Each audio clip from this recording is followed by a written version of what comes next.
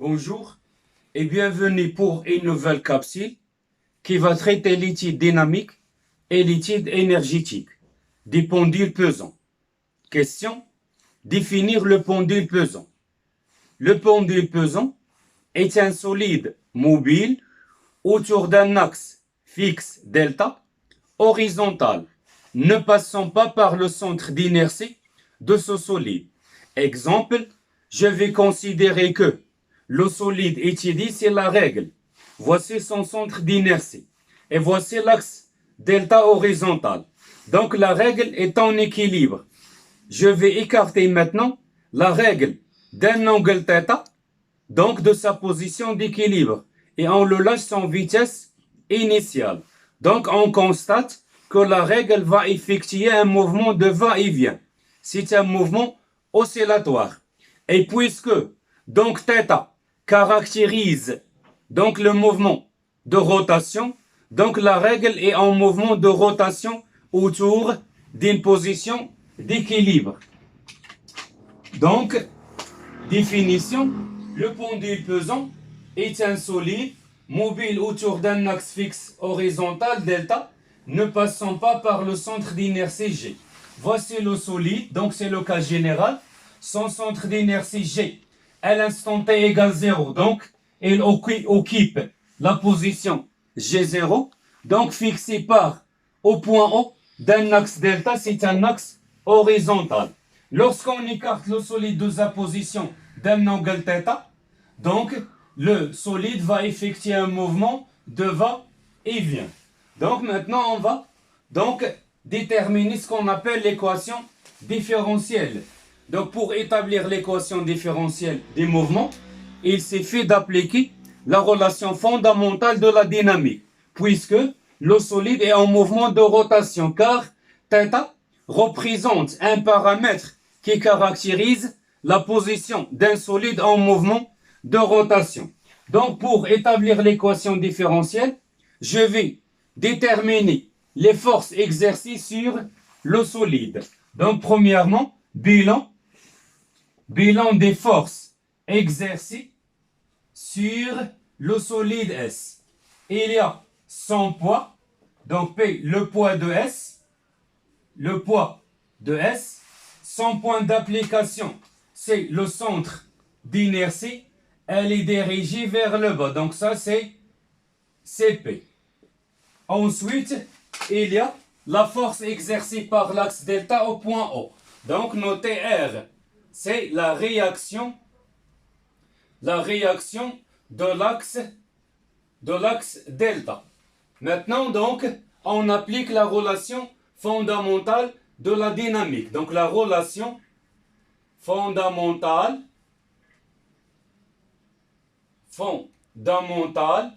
de la dynamique. Dans un référentiel terrestre, c'est posé galiléen nous a dit que la somme des moments des forces extérieures exercées sur le solide égale G delta θ 2 points. Avec G delta, c'est le moment d'inertie, θ 2 points, c'est l'accélération angulaire.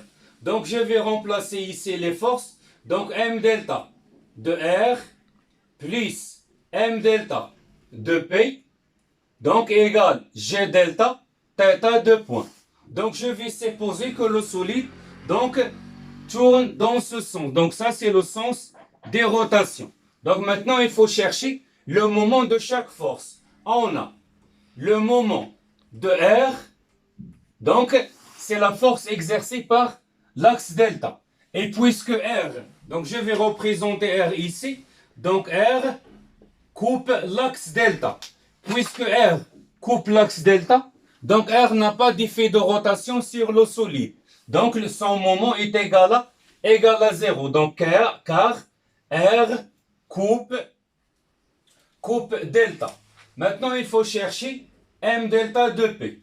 Donc le moment de P, c'est plus ou moins P, donc multiplié par D. P, c'est l'intensité du poids. D, c'est la distance séparant l'axe delta et la direction des vecteurs force P. plus ou moins, donc, puisque le moment est une grandeur algébrique. Donc, est-ce que je prends plus ou bien moins selon donc, le sens de rotation. Donc, le solide tourne dans ce sens et P va faire tourner le solide dans le sens opposé. Donc, son moment est compté négativement. Donc, c'est moins P fois D. Maintenant, il faut chercher D. Donc, comment je détermine D? Donc, il suffit de faire là ce qu'on appelle la projection. Donc, je vais projeter. Donc, le point où se trouve l'axe delta. Donc, le point d'application de l'axe delta, c'est le point O. Donc, je vais projeter le point O sur la direction des vecteurs force P. Donc, je vais prolonger donc, la direction de P. Donc, ça, c'est le prolongement de la direction de P. Et ça, c'est la projection orthogonale.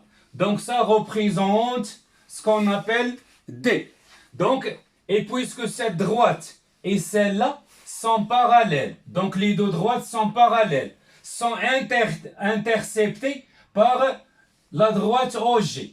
Donc cet angle θ, c'est celle-là. Donc ce sont deux angles alternés intérieurs. Donc puisque ce sont des angles alternés intérieurs, donc ils sont égaux. Donc ça c'est θ. Donc θ représente pour D dans le triangle. Donc par exemple OHD, dans le triangle OHD, représente le côté opposé. Donc je dois utiliser la fonction sinus. Donc sinus θ, c'est le côté opposé divisé par l'hypoténuse, c'est OG. Donc D égale OG fois sinus θ. Donc je vais remplacer dans le moment de P. Donc c'est moins P et P c'est mg. Donc c'est moins mg OG fois sinus θ. Donc finalement moins mg OG sinus θ plus 0 égale G delta θ 2 points. G delta θ 2 points. Voilà, donc je vais diviser les deux termes par G delta. On obtient θ 2 points plus M G OG sur G delta fois sinus θ égale à 0. Et ça, c'est l'équation différentielle du mouvement, mais n'est pas linéaire. Et puisque cette fonction n'est pas linéaire, ou bien cette équation différentielle n'est pas linéaire, donc le mouvement, ce n'est pas un mouvement sinusoïdal. Donc c'est pour ce faire en donnant. Dans l'exercice, on travaille toujours dans les faibles angles, c'est-à-dire en donnant cette condition. Donc, qu'est-ce qu'on a comme condition en donnant dans l'énoncé pour θ, donc inférieur ou égal à, donc pour θ inférieur ou égal à 15 degrés. C'est à peu près P sur 12 radians.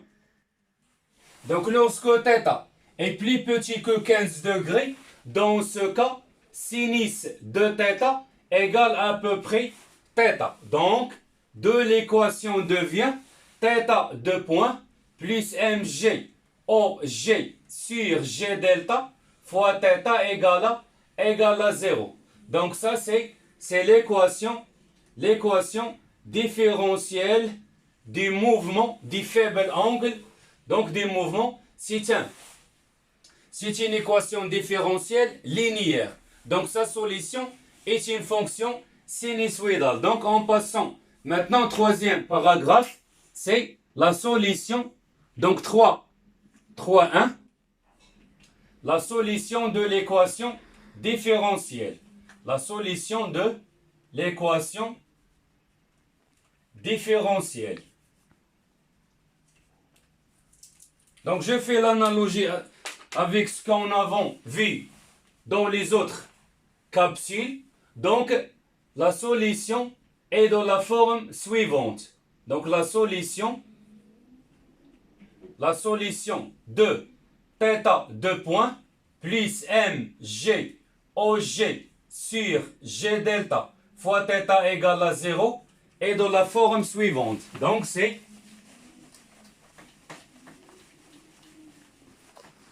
c'est θ de t égale θ max cosinus de p sur t0 fois t plus phi. Bien sûr, θ max, c'est l'abscisse, c'est donc l'amplitude des oscillations ou bien la valeur maximale de l'abscisse angulaire. T0, c'est la période propre, phi, c'est la phase à l'origine. Donc, θ, c'est l'abscisse angulaire. Maintenant, il faut chercher quoi? Donc, θ max, c'est l'amplitude. Donc, je vais représenter donc la courbe de cette fonction. Par exemple, θ en fonction des temps. Donc, je suppose que à l'instant t égale 0, on a écarté le solide d'un angle θ max. Donc, ça, c'est la courbe de cette fonction. Voilà. Donc, ça, c'est θ max. Ici, c'est moins θ max. Et de cette valeur à celle-là, donc ça, c'est la période propre. Donc, T0 est la période propre. Son expression, c'est 2P. Et je dois utiliser la même chose. Donc, θ2 point plus mgoj sur g delta fois θ égale à 0. Donc, T0 égale 2P fois la racine de l'inverse de cette expression. Donc, c'est 2P racine de g delta sur m fois g fois OG. Donc, pour trouver donc, cette expression, il s'est fait de remplacer la solution de l'équation différentielle dans l'équation différentielle. Donc, après tout calcul fait, on trouve cette expression T0 égale 2P racine de G delta sur M MOG. G delta, c'est le moment d'inertie des solides. M, c'est la masse des solides. G, c'est l'intensité de pesanteur. OG, c'est la distance entre le point où se trouve l'axe delta et le centre d'inertie G. Maintenant, il faut chercher la phase. Donc, phi, c'est la phase à l'instant t égale à 0. Donc, pour la déterminer, il suffit d'utiliser ce qu'on appelle les conditions initiales. Donc, qu'est-ce qu'on a comme condition initiale? Donc, on a θ de t, c'est θ max cosinus de p sur t0 fois t plus phi. Donc, je remplace t par 0. Donc, on obtient θ de 0, θ max cosinus de phi. Donc, finalement, on trouve que cosinus phi, c'est θ de 0 divisé par θ max. Donc, θ 0, c'est déterminé par les conditions initiales. Par exemple, ici, à l'instant t égale 0, θ de 0, c'est θ max. Donc, θ max divisé par θ max, donc c'est 1. Ce qui implique que phi égale 0. Donc, en donnant par exemple que à l'instant t égale 0, le solide passe par sa position d'équilibre dans le sens positif. Donc, détermine phi. Voilà, donc, remarque, à t égale 0, le solide S passe par sa position d'équilibre, dans le sens positif. Donc, qu'est-ce que signifie cette phrase? Ça veut dire θ, donc de 0 égale 0. Donc, à t égale 0 passe par sa position d'équilibre. La position d'équilibre lorsque θ égale à 0. Et dans le sens positif, ça veut dire θ point, à l'instant 0, elle est positive. Donc, ça veut dire, cette phrase, je vais mettre sous forme d'une courbe. C'est dans la courbe suivante. Donc, θ en fonction de t. Donc, voilà. Donc, cette courbe traduit cette hypothèse. À l'instant t égale 0, θ de 0 est égal 0. Et puisque dans le sens positif, ça veut dire la tangente la tangente à l'instant t égale à 0, elle est positive. Ça veut dire d de θ sur d de t à l'instant t égale à 0 est positive. Et d de θ sur dt représente θ point. C'est la vitesse angulaire. Donc elle est positive. Dans ce cas, je vais remplacer θ de 0 par 0 sur ça. Donc 0 sur θ max c'est 0. Donc ça signifie que cosinus de phi égale plus ou moins P sur 2.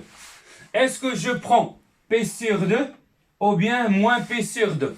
Donc il suffit de calculer la vitesse angulaire à l'instant t égale à 0 et je dois vérifier à quelles conditions que cette vitesse est positive. Par exemple, si je calcule la vitesse angulaire, qu'est-ce qu'on a? On a θ point de t, c'est moins 2p sur t0 θ max sinus 2p sur t0 t plus phi. Je vais remplacer t par 0, donc c'est moins 2p sur t0 θ max sinus de phi. Donc puisque le solide se déplace dans le sens positif, ça veut dire θ point de 0 est positif. Et quand est-ce que cette formule est positive? Donc on sait que cette grandeur est positive. Donc il reste moins sinus phi positif. Donc sinus de phi doit être négatif. Ça veut dire phi doit être égal moins P sur 2. Et lorsque, donc par exemple, le solide passe à l'instant t égale 0 par sa position d'équilibre, mais dans le sens négatif. Donc dans le sens négatif, ça veut dire la courbe dirigée vers le bas. Donc la tangente à l'instant t égale à 0 est négative. Donc on trouve, pour la deuxième, on va trouver que phi doit être égal plus P sur 2. Donc tout ça vit dans la capsule numéro 2. Donc il suffit de revenir à la capsule numéro 2 pour voir donc ce qu'on a vu dans le pendule élastique horizontal. Maintenant on passe, donc c'est un mouvement, donc finalement, puisque θ égale θ max cos 2pi sur t0 t plus phi, donc c'est un mouvement, donc périodique, sinusoïdal, c'est un mouvement, pardon, de rotation, sinusoïdale, et périodique. Voilà, donc maintenant, on passe ce qu'on appelle à l'étude énergétique. Donc l'étude énergétique, deuxième paragraphe de étude énergétique des pendules pesants. Énergétique des pendules pesants. Donc en commençant par l'énergie cinétique, donc l'énergie cinétique, notez EC. Donc le système étudié donc, est en mouvement de rotation. Donc l'énergie cinétique, c'est l'énergie de rotation. Donc par définition, EC des pendules pesants, c'est 1/2, c'est l'énergie cinétique des solides S. Donc c'est 1/2 G delta fois θ point au carré. Avec θ point, c'est la vitesse angulaire. Elle s'exprime en radians par seconde. Donc G delta, c'est le moment d'inertie des solides S. Elle s'exprime en kilogrammes fois mètre carré. Donc, maintenant, il faut chercher l'expression de l'énergie cinétique en fonction des temps. Donc, qu'est-ce qu'on a? On a θ de t égale θ max cosinus 2p sur t0 fois t plus phi. Donc, ça, c'est l'abscisse angulaire. Maintenant, la vitesse angulaire. La vitesse angulaire, c'est tout simplement θ point. Donc, θ point de t, c'est la dérivée de θ par rapport au temps. Donc, θ max, c'est une constante, elle sort de la dérivée. Donc, θ max fois la dérivée par rapport au temps de cosinus 2p sur t0t plus phi. Donc, puisque je dérive le composé d'une fonction, donc la dérivée de la fonction cos, c'est moins sin, moins sinus, 2p sur t0t plus phi. Et la dérivée de p sur t0t plus phi, c'est tout simplement 2p sur t0 multiplié par θ max. Donc ça c'est donc ce qu'on appelle la vitesse angulaire. Donc la vitesse angulaire maximale, donc θ point max, elle est maximale lorsque la fonction sinus est minimale, c'est-à-dire lorsque tout ça est égal à moins 1. Donc moins 1 fois moins 1 c'est 1. Donc c'est 2p sur t0 θ max. Ou bien tout simplement pour déterminer la vitesse angulaire maximale, il suffit donc d'encadrer cette expression, puisque vous avez vu en maths que la fonction sinus alpha est toujours y compris entre moins 1 et 1. Et je vais multiplier ici par moins θ max. Donc ici θ max. Je vais multiplier donc moins 2p sur t0. Ici 2p sur t0. Donc ça c'est θ de t. Donc θ de t, c'est-à-dire l'élongation, varie entre deux valeurs extrémales. Ici, pardon, θ point. Donc varie entre deux valeurs extrémales. Entre 2p sur t0 θ max et moins 2p sur t0 θ max. Donc ça représente la valeur maximale. Donc la vitesse angulaire maximale, c'est toujours 2p sur t0 θ max. Donc c'est une grandeur positive. Maintenant, on va passer à l'expression de l'énergie cinétique en fonction du temps. Donc je vais remplacer θ point par son expression. Donc c'est 1 demi g delta fois θ point au carré. Ça c'est θ point, j'enlève le tout au carré. Donc le carré avec le signe moins devient positif. Donc c'est 2p sur t0 au carré fois θ max au carré fois sinus au carré 2p sur t0 fois t plus phi. Or, on sait que 2p sur t0 au carré, c'est tout simplement mg og sur g delta. Donc, je vais remplacer ici par son expression, on obtient 1 demi g delta fois mg og sur g delta, θ max au carré, sinus au carré de p sur t0t plus phi. En simplifiant bien sûr par g delta, donc on trouve finalement c'est 1 demi mg og fois θ max au carré fois sinus au carré de p sur t0 fois t plus phi. Donc je vais représenter donc la courbe de cette fonction en fonction du temps et en fonction donc de θ. Donc en fonction des temps. En fonction des temps. Voilà, donc vous avez ici la courbe, donc ici t, donc ici c'est l'énergie cinétique. Donc puisque ici vous avez sinus carré, donc c'est une valeur positive. Donc à l'instant t égale 0. Donc à l'instant t égale 0, donc on a écarté le solide. Donc pour θ égale θ max, ou bien plus ou moins θ max, à t égale 0. Donc automatiquement l'énergie cinétique, donc θ point égale à 0. Donc ECOC égale à 0. Donc elle commence de ça. Donc ça c'est la courbe de l'énergie cinétique. Donc la durée entre deux valeurs maximales représente, donc ça c'est TE. Qu'est-ce que ça veut dire TE? Donc TE, c'est la période de l'énergie. La période de l'énergie. Et TE, c'est toujours égal T0 sur 2. Avec T0, c'est la période propre. La période propre. Donc il faut faire attention lorsqu'on donne, par exemple, la courbe de l'énergie cinétique, ou bien l'énergie potentielle, ou bien l'énergie mécanique en fonction des temps, et on demande de trouver la période donc propre des oscillations.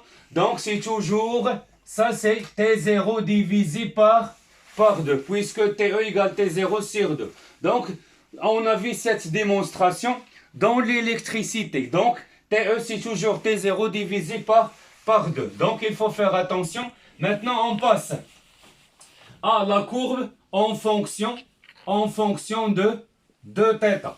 Donc vous avez ici, ça c'est θ, je prends ici 0. Les valeurs extrémales, c'est θ max ou bien moins θ max. Donc lorsque θ égale θ max, donc automatiquement θ point égale à 0, donc EC égale à 0. La même chose ici, θ point donc égale 0, donc le solide atteint la valeur maximale. Donc sa vitesse à la valeur maximale est toujours égale à 0. Donc automatiquement son énergie cinétique égale à 0. Mais lorsque θ égale 0, donc la vitesse, elle est maximale. Et si la vitesse est maximale, donc son énergie cinétique aussi est maximale. Et voici donc la courbe de l'énergie cinétique en fonction de θ. Donc l'énergie cinétique maximale, c'est tout simplement 1 demi m GOG fois θ max au carré. Maintenant en fonction de θ, donc vous avez ici θ, ici c'est l'énergie cinétique, les valeurs extrémales, donc θ max moins θ max, pour θ égale 0, elle est maximale. Et pour θ égale max, donc je fais la projection, elle est maximale. Et pour θ, donc θ, pour θ égale θ max, donc ici, pour θ égale 0, θ point est maximal, donc l'énergie cinétique est maximale. Pour θ égale θ max ou bien moins θ max, donc l'énergie cinétique est égale à 0. Donc voici la courbe de l'énergie cinétique. Ça c'est la courbe de l'énergie cinétique en fonction du temps. Maintenant on passe donc à l'énergie. Donc le second paragraphe c'est de l'énergie potentielle. L'énergie potentielle. Donc l'énergie potentielle de pesanteur, c'est une énergie, ici c'est une énergie de position. Donc puisque le solide donc, se trouve à une distance par rapport à la surface de la Terre, donc l'énergie potentielle des pendules de pesant, donc c'est une énergie de pesanteur. Donc l'énergie potentielle de pesanteur par définition, donc par définition, donc EP des pendules pesant, c'est une énergie potentielle de pesanteur. Donc EP par définition, c'est mgz plus constante. Donc la constante est déterminée par l'état de référence. La constante est donnée par ce qu'on appelle l'état de référence. Et l'état de référence, c'est un état choisi arbitrairement pour laquelle EPP égale à 0. Donc, qu'est-ce qu'on choisit comme état de référence? On choisit comme état de référence, pour EPP, donc le plan horizontal passant par G0, c'est-à-dire le centre d'inertie à la position d'équilibre. Dans ce cas, θ égale 0. Donc θ égale 0, donc EPP égale 0, donc la constante égale à 0. Finalement, donc EPP égale mgz. Et ça, c'est l'expression de l'énergie potentielle de pesanteur en fonction de Z. Mais il faut chercher quoi? Donc je dois exprimer, cherchons Z en fonction de quoi? En fonction de θ. Voilà, donc pour déterminer Z, donc je dois choisir donc un axe donc orienté vers le haut, dans l'origine, donc ça c'est Z, l'axe des côté Z, dans l'origine O' est confondu avec le centre d'inertie à la position d'équilibre. Je vais projeter maintenant donc Z ici, donc projection sur l'axe des Z. Donc ça c'est Z. Donc ça c'est, voici le schéma étudié. Donc O pour déterminer Z, donc Z c'est quoi? Z c'est la projection de G sur l'axe des Z. Voici Z. Donc si je fais, donc je fais translater. Donc ici, donc ça c'est O', donc ça c'est Z. Donc comment je dois déterminer cette distance, c'est-à-dire Z? Donc il suffit d'utiliser ce qu'on appelle la relation de Schall. Donc qu'est-ce qu'on a? Cette distance notée au G0, donc au G0, c'est O' égale. Si cette distance par exemple, on l'appelle donc H, donc c'est OH, plus cette distance c'est Z. Donc je vais reprendre ici le schéma. Voilà, ça c'est G, donc ici c'est G0, donc ça c'est Z, donc projection ici c'est H, donc ça c'est l'angle θ, ici c'est O. Donc ici O', c'est l'axe, O' c'est l'origine de l'axe d'IZ. Donc O', c'est cette distance plus celle-là, et celle-là c'est Z, donc c'est OH plus Z. Donc finalement Z égale OG0 moins OH. Et OG0 n'est que OG. Pourquoi OG0 c'est OG? Puisque l'instant t égale 0, le centre d'inertie des solides se trouve à la position G0. Donc OG0 c'est OG moins OH. Donc cette distance représente pour θ le côté adjacent. Puisque c'est le côté adjacent, donc je dois utiliser cos. Le cosinus c'est l'adjacent, donc c'est OH. Sur l'hypoténuse, c'est OG. Donc OH, c'est cos θ fois OG. Donc OG, cosinus θ. Donc on trouve OG, facteur de 1 moins cosinus θ. Donc je vais remplacer ici, donc Z par son expression. Donc on trouve que EPP, donc c'est MGZ, et Z c'est toujours OG. OG facteur de 1 moins cosinus θ. Donc il faut savoir faire cette démonstration. Donc il faut faire attention. Donc c'est cette démonstration, je dois la prendre par cœur. Donc je vais remplacer ici. Donc voici l'expression. Donc voici l'expression de l'énergie potentielle en fonction de θ. Et puisque je travaille dans le cas où θ inférieur ou égal à 15 degrés, donc le cosinus de θ, c'est toujours 1 moins θ au carré sur 2. Donc ça, c'est une donnée de l'exercice, toujours. Donc, c'est pas la peine de connaître par cœur cette expression en donnant dans l'exercice. Donc, cosinus θ égale 1 moins θ au carré sur 2. Donc, je vais remplacer dans cette expression.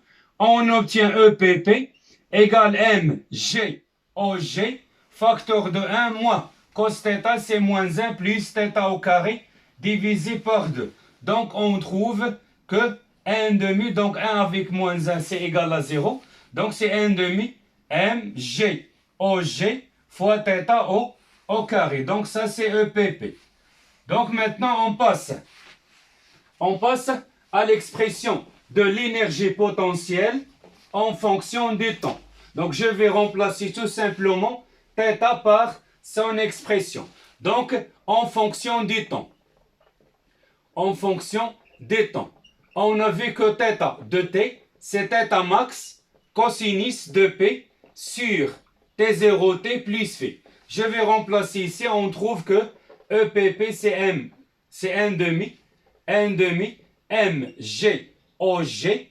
Donc 1 demi mg OG, θ max au carré, cosinus au carré, 2pi sur T0T plus phi. Et ça, c'est l'énergie potentielle. Je vais représenter la courbe de cette fonction en fonction des temps, puisque les frottements sont négligeables.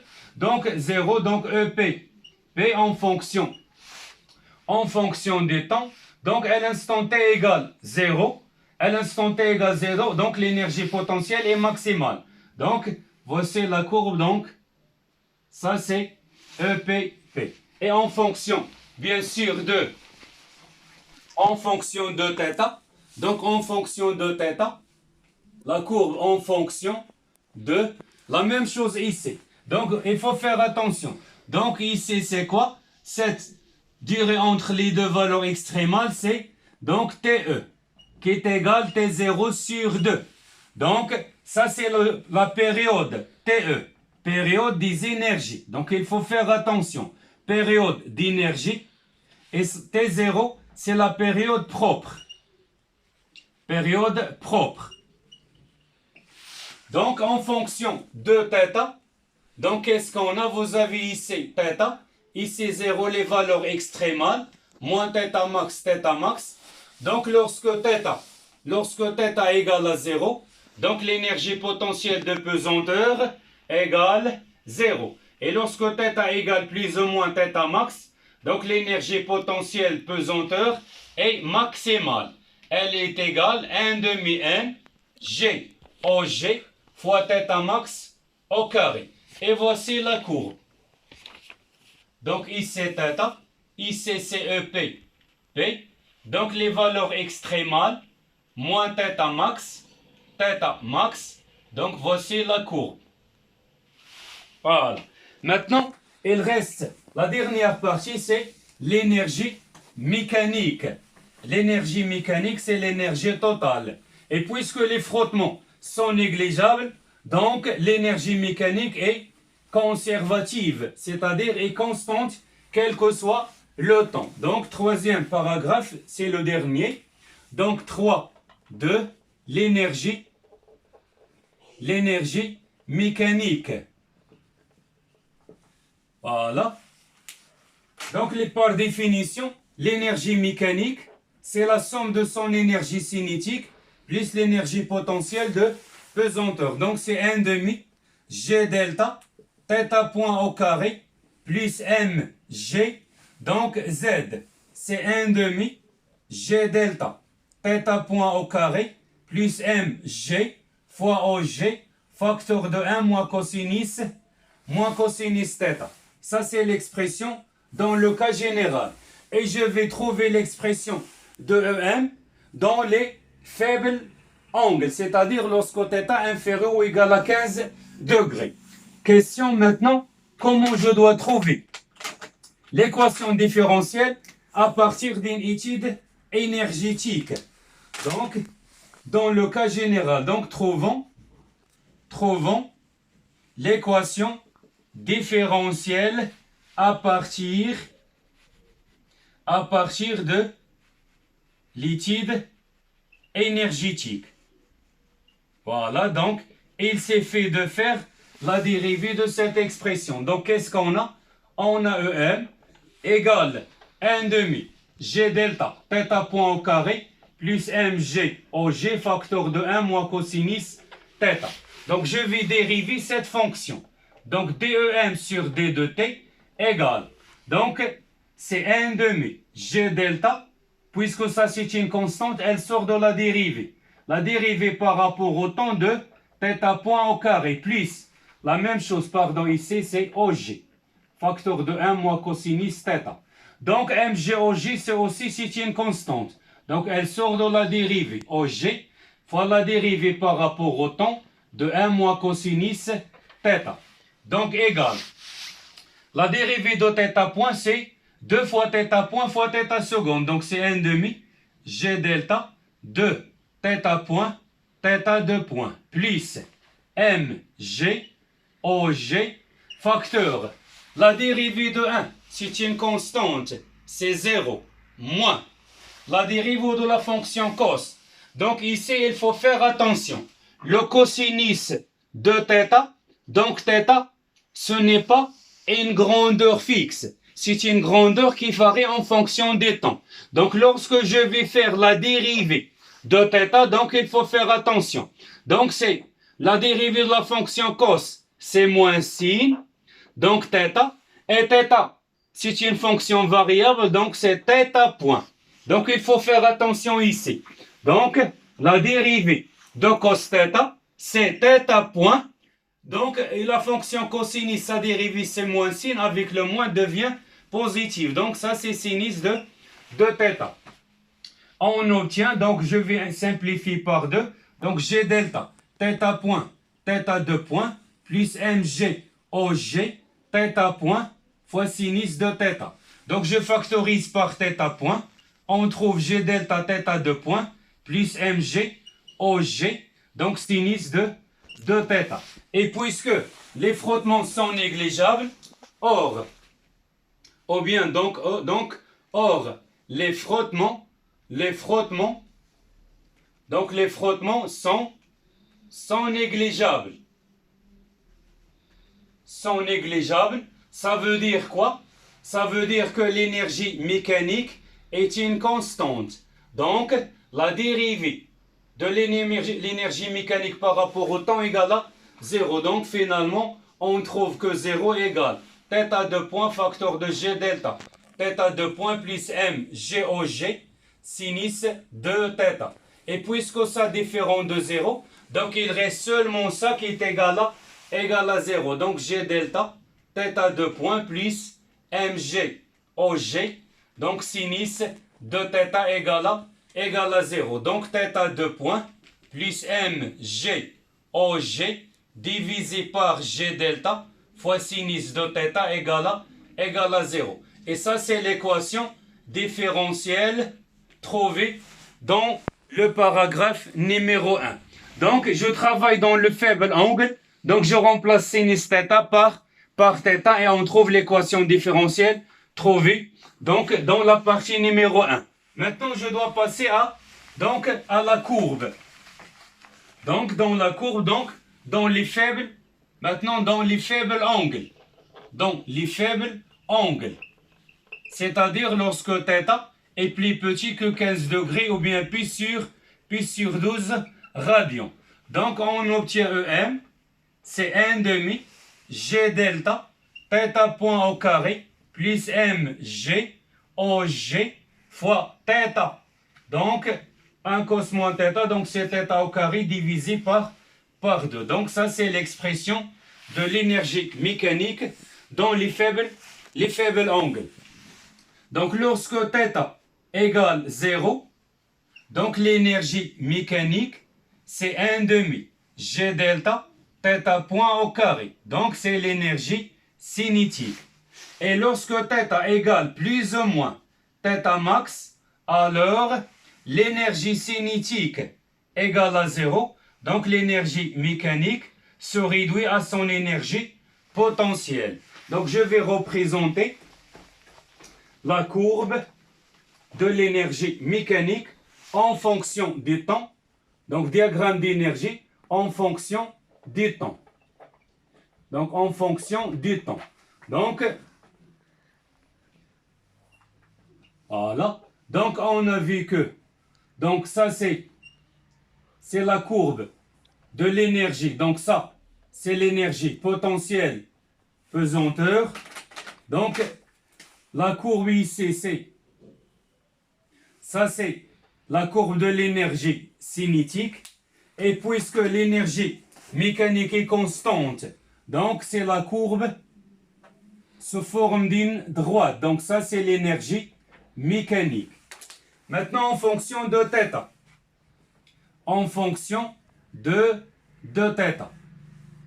C'est la même chose vue dans le pendule de torsion, en fonction de θ.